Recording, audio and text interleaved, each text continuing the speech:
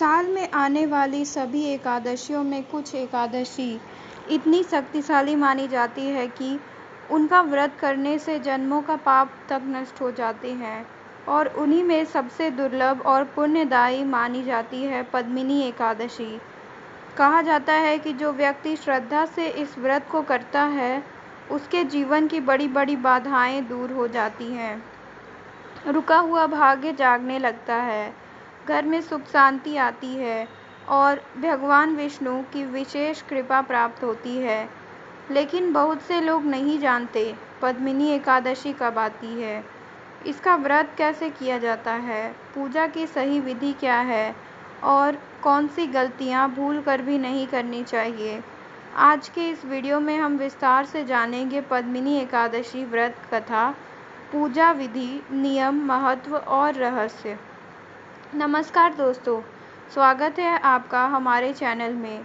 अगर आप भगवान विष्णु की कृपा पाना चाहते हैं, तो घर में सुख समृद्धि चाहते हैं और जीवन में परेशानियां से मुक्ति चाहते हैं, तो यह वीडियो अंत तक ज़रूर देखें।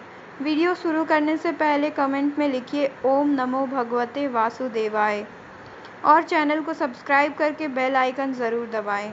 दोस्तों, पद्मिनी एकादशी अधिक मास यानी पुरुषोत्तम मास में आने वाली अत्यंत विशेष एकादशी मानी जाती है। यह हर साल नहीं आती। जब अधिक मास पड़ता है, तभी पद्मिनी और परमा एकादशी आती है। इसलिए इसे बहुत दुर्लभ और पुण्यदायी माना जाता है। मान्यता है कि इस दिन भगवान विष्णु और माता लक्ष्मी की पूजा करने से व्यक्ति को विशेष आशीर्वाद प्राप्त होगा।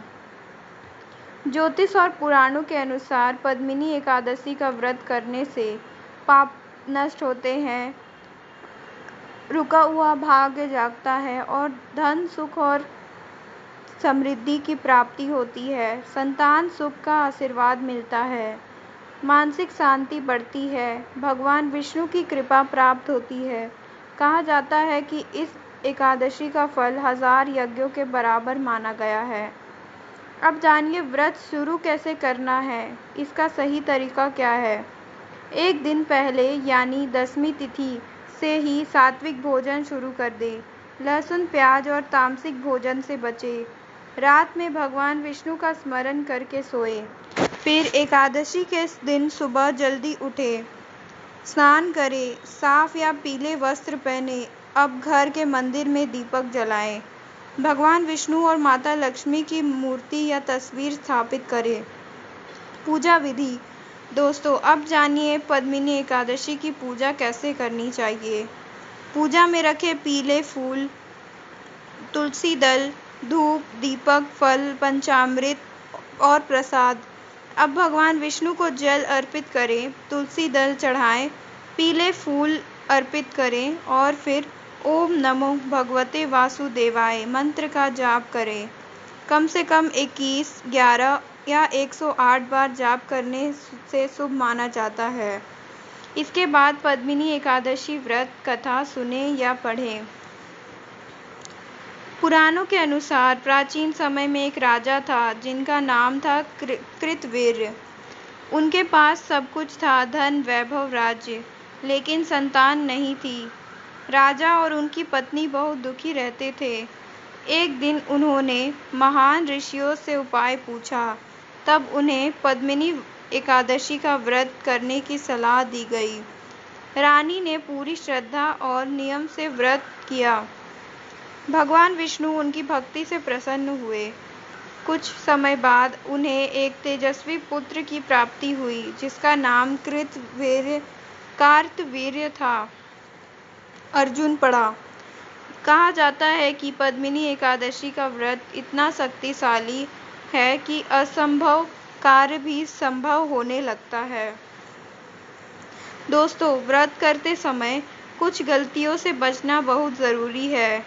झूठ और क्रोध से दूर रहें, किसी का अपमान ना करें, तामसिक भोजन ना करें, तुलसी के बिना पूजा अधूरी मानी जाती है। केवल दिखावे के लिए व्रत ना रखें। याद रखिए, भगवान भावना देखते हैं, दिखावा नहीं। अब बात करते हैं पारण यानी व्रत खोलने की।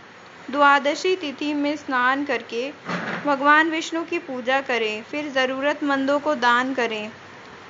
गाय को रोटी खिलाना शुभ माना जाता है। इसके बाद सात्विक भोजन करके व्रत खोलें। दोस्तों, आज की भाग-दौड़ भरी ज़िंदगी में मन अशांत हो चुका है। लोगों के पास धन तो है, लेकिन शांति नहीं है। ऐसे समय में एकादशी का व्रत केवल धार्मिक परंपरा नहीं, बल्कि मन को शांत करने का एक माध्यम भी माना जाता है। जब इंसान श्रद्धा से भगवान को याद करता है, तो उसके भीतर सकारात्मक ऊर्जा बढ़ने लगती है। तो दोस्तों, अगर आप भी भगवान विष्णु और माता लक्ष्मी की कृपा पाना चाहते हैं, तो पद्मिनी एकादशी का व्रत श्रद्धा और नियम से ज़रूर करें। हो सकता है आपकी मनोकामना तुरंत पूरी ना हो, लेकिन भगवान सही समय पर सही फल अवश्य देते हैं। अगर आप भी भगवान विष्णु में विश्वास रखते हैं, तो कमेंट में लिखिए जय श्री हरि विष्णु। वीडियो पसंद आया हो तो लाइक करें, शेयर करें और चैनल को सब्सक्राइब ज़रूर करें। धन्यवाद।